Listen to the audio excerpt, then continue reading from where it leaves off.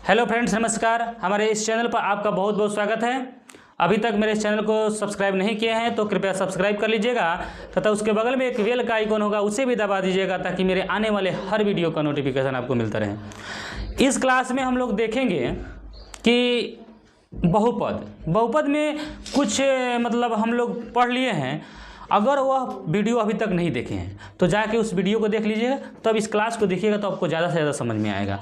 तो आज हम लोग समझते हैं कि बहुपद में जो द्विघात समीकरण होता है, द्विघात सूत्र, उसको कैसे ज्ञात करेंगे, द्विघात सूत्र को कैसे ज्ञात करते हैं। ठीक है, अच्छा तो समझिए। यहाँ पे देखिएगा, हम लोग पिछले क्लास में पढ़े थे मूल्यों का गुणनफल या मूल्यों का योगफल।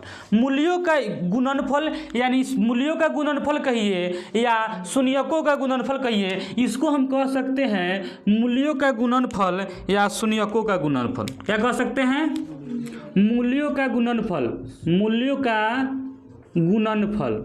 जैसे योगफल है, योगफल एक फल कह सकते हैं। इसको कह सकते हैं मूल्यों का गुणनफल कह सकते हैं। क्या कह सकते हैं? मूल्यों का गुणनफल इसको कह सकते हैं, गुणनफल।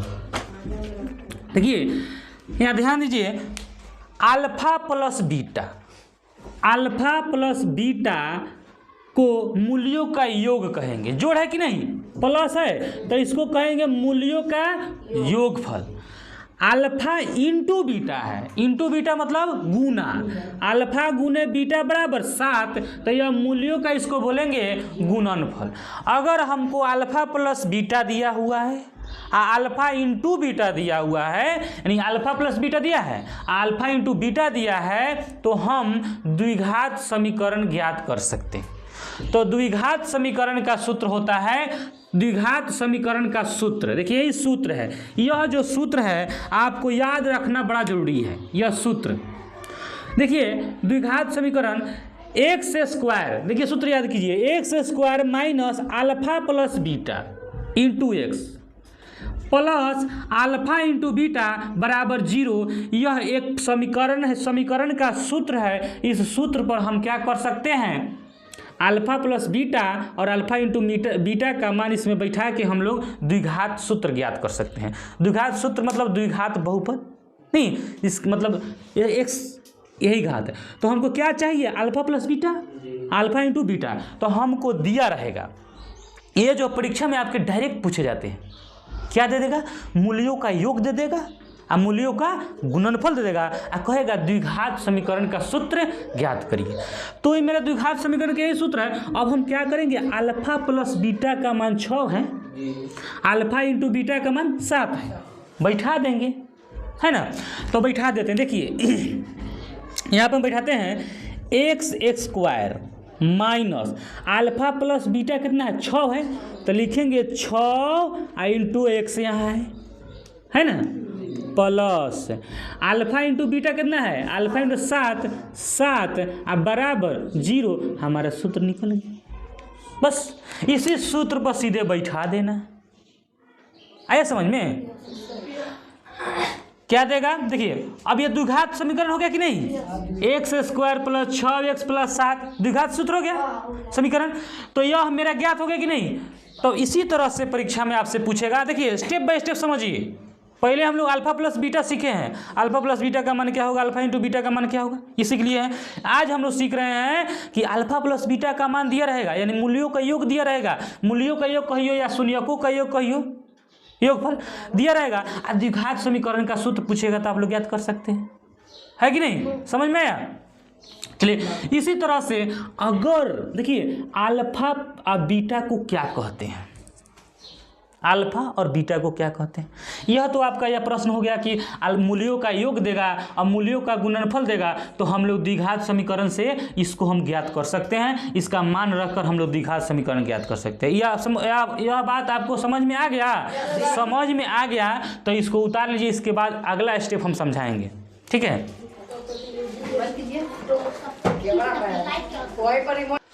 अब ध्यान दीजिए यहाँ पे, अब आपको प्रश्न थोड़ा घुमा दिया, थोड़ा सा घुमाया, ज़्यादा नहीं। तो आप लोग ज़्यादा घूमिएगा नहीं, ज़्यादा घुमा रहा है। प्रश्न दिया है, देखिए अल्फा का मान दे दिया, और बीटा का मान दे दिया। अल्फा का मान 3, बीटा का मान 4 दिया हो तो द्विघात समीकरण ज्ञात करें। इस तरह से दे देगा, या इसी प्रश्न को आपको दे देगा शून्यक बराबर, अगर कोई द्विघात समीकरण है उसका शून्यक, शून्यक का मतलब होता है अल्फा और बीटा अलग अलग मान दे दे।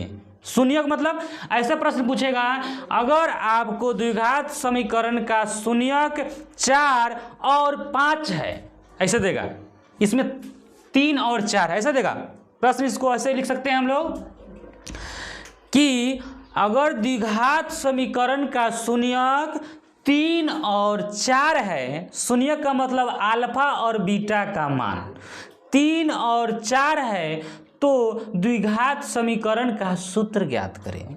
शून्यक दिया है, शून्यकों का योगफल नहीं दिया है। चाहे दे दे, अगर द्विघात समीकरण का मूल्य 3 और 4 हो तो द्विघात समीकरण का सूत्र ज्ञात करें।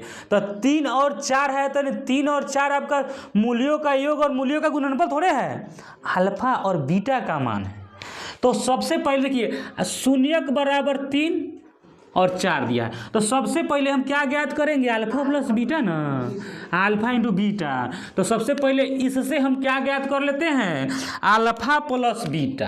पहले ज्ञात करेंगे अल्फा प्लस बीटा बराबर, तो अल्फा कितना 3 और बीटा बराबर 4, तो 4 3 7 हो गया आपका अल्फा प्लस बीटा। फिर alpha into beta, alpha into beta का मान हम लोग ज्ञात करेंगे, तो अल्फा इंटू बीटा यानी अल्फा कितना है 3 गुने बीटा कितना 4, 4 तिहाई 12, यानी अल्फा प्लस बीटा का मान 7 आ गया, अल्फा इंटू बीटा का मान 12 आ गया। इतना करने के बाद तब हम द्विघात समीकरण का सूत्र लगाएंगे। हमको अल्फा प्लस बीटा और अल्फा इंटू बीटा ज्ञात करने के बाद नहीं बनेगा, तो यहाँ लिखेंगे अब x square minus alpha plus beta का मान 7x plus alpha into beta 12 बराबर 0। इस तरह से आ गया कि नहीं। स्टेप बाय स्टेप समझिए। सबसे पहले दो प्रश्न समझ गए। प्रश्न पहले दिया था अल्फा प्लस बीटा दे दिया था, अल्फा इंटू बीटा दे दिया था, लेकिन इस प्रश्न में दे दिया है अल्फा और बीटा अलग अलग। तो जानते हो जो तब क्या आप करिएगा, आप माइंड में यह लगाइएगा, है 3 के यहाँ लिख देंगे, 4 के यहाँ लिख के आंसर मार देंगे। आई ऑप्शन में पहले के ऑप्शन रहेगा, साफ कट सीना लगेगा, सब मारेगा गलती, ठिचक सीना गलती हो जाएगा नहीं है। बनाइयो लिया, देखिए लड़का कहाँ गलती करेगा सर जरूर जानता है। कितना देखिए कितना लड़का सोचा होगा कि नहीं, ओ है 3 है 4 रख मार दीजिए, खट से नहीं आंसर, वैसे कि ना गलती हो गया। तो इसलिए ध्यान से समझिए, स्टेप बाय स्टेप समझिए, गलती नहीं होगा। तो अब समझ में आया, यह अल्फा का मान दिया है और यह बीटा का मान दिया है, मूल्यों का योग और मूल्यों का गुणनफल नहीं दिया है, मूल्य दिया है और शून्यक दिया है। ठीक है, अब समझ में आया। तो समझ में आया तो इसको उतार लीजिए, चलो खड़ा हो।